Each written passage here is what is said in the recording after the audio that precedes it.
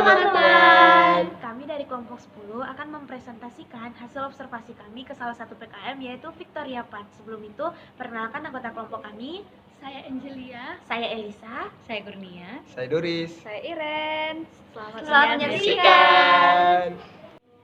Nah teman-teman, PKM yang kami observasi yaitu PKM Victoria Park yang berada di Cikokol di GBI Victoria Park.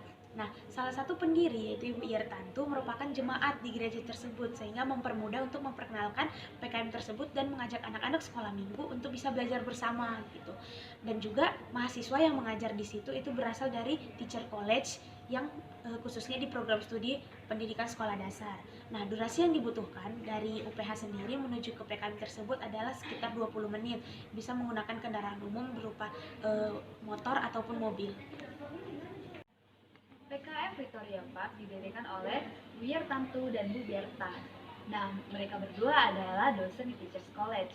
Nah, PKM ini berbentuk bimbingan belajar untuk sekolah dasar. Nah, tidak ada batasan usia untuk sekolah dasar dan tidak ada batasan siapa saja boleh masuk ke PKM ini. Nah, PKM ini mengajarkan literasi, bahasa Inggris, dan matematika. Jadi dalam PKM ini tutornya dibagi menjadi dua. Yang pertama itu tutor sebagai pembuka, yang kedua tutor sebagai pengajar. Nah, tutor pembuka ini akan memimpin di awal pembelajaran seperti membawakan doa dan juga mengajak anak-anak untuk bernyanyi. Nah, setelah itu tutor akan selesai mengerjakan tugasnya dan tutor pengajar akan mengajar anak-anaknya. Ketika tutor pengajar mengajar anak-anak, tutor pembuka ini akan bertugas untuk mendokumentasikan pembelajaran dimulai. Itulah. Dan kemudian ada tutor pengajar. Nah, seperti tadi, tutor pengajar itu mengajar siswa murid-murid yang ada di sana. Di dalam itu nanti akan ada pembelajaran materi, kemudian akan ada, setelah pembelajaran materi akan ada pelaksanaan mengerjakan soal-soal latihan.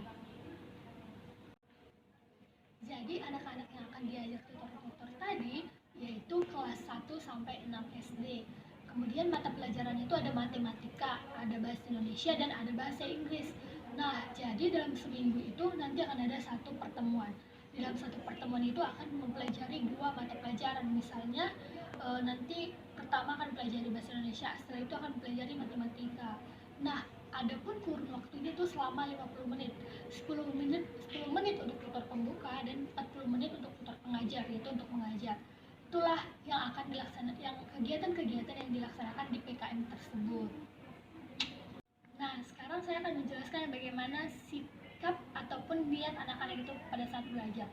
Jadi anak-anak yang belajar di PKM itu sangat semangat mengikuti PKM tersebut. Mulai dari awal pembelajaran sampai akhir mereka tetap semangat mengikutinya, sehingga itu mendorong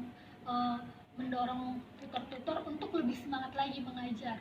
Namun pada saat hari itu kami mengobservasi hanya ada 2 siswa yang datang, 2 murid yang datang. Karena apa? Karena tepat pada hari itu ada banyak pesta, kemudian ada juga hujan, jadi mungkin itulah yang menyebabkan hanya 2 murid yang bisa datang.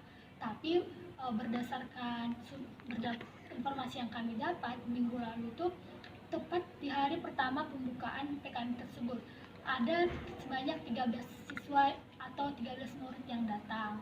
Satu warga yang kami wawancarai di Bimbel Victoria adalah Pak Santosa. Pak Santosa adalah orang tua dari salah satu siswa yang belajar di Bimbel Victoria. Nah, berdasarkan hasil wawancara kami, Pak Santosa ini mengetahui adanya Bimbel Ceria karena dia bergereja di GBI Victoria. Dia sangat senang ketika Bimbel Victoria ini datang karena dia menganggap pembelajaran di Bimbel Victoria ini berbeda dengan pembelajaran yang diadakan di sekolahan anaknya. Karena Bimbel Ceria memberikan metode pembelajaran bermain sambil belajar dan juga tutor-tutornya berbeda, sehingga anaknya sangat senang ketika datang belajar di Bimbel Victoria. Nah, Pak Santosa ini juga tidak berpikiran aneh-aneh tentang Bimbel Victoria karena dia menganggap kalau Bimbel Victoria ini diadakan di gereja dan juga tutor-tutornya dari mahasiswa TISI, sehingga tidak mungkin ada hal yang aneh-aneh.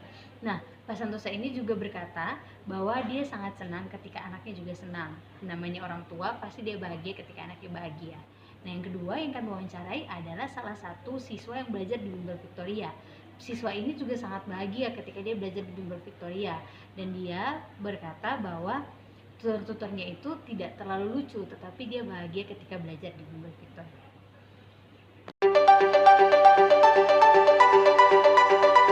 satu cara yang dapat kita lakukan adalah kita harus memandang siswa itu sebagai image of God, di mana setiap siswa itu berbeda-beda. Oleh sebab itu kita pun harus mengajarkan setiap anak itu dengan cara yang berbeda-beda atau pendekatan yang berbeda-beda. Nah, selain itu juga sebagai seorang guru Kristen, kita harus mampu memberikan hati kita secara penuh untuk didedikasikan kepada siswa, sehingga siswa tidak hanya berpikir bahwa sekolah itu membosankan, tetapi siswa itu benar-benar menganggap bahwa sekolah itu adalah rumah kedua bagi mereka. Demikianlah presentasi kami, semoga bermanfaat dan Terima kasih. dadah.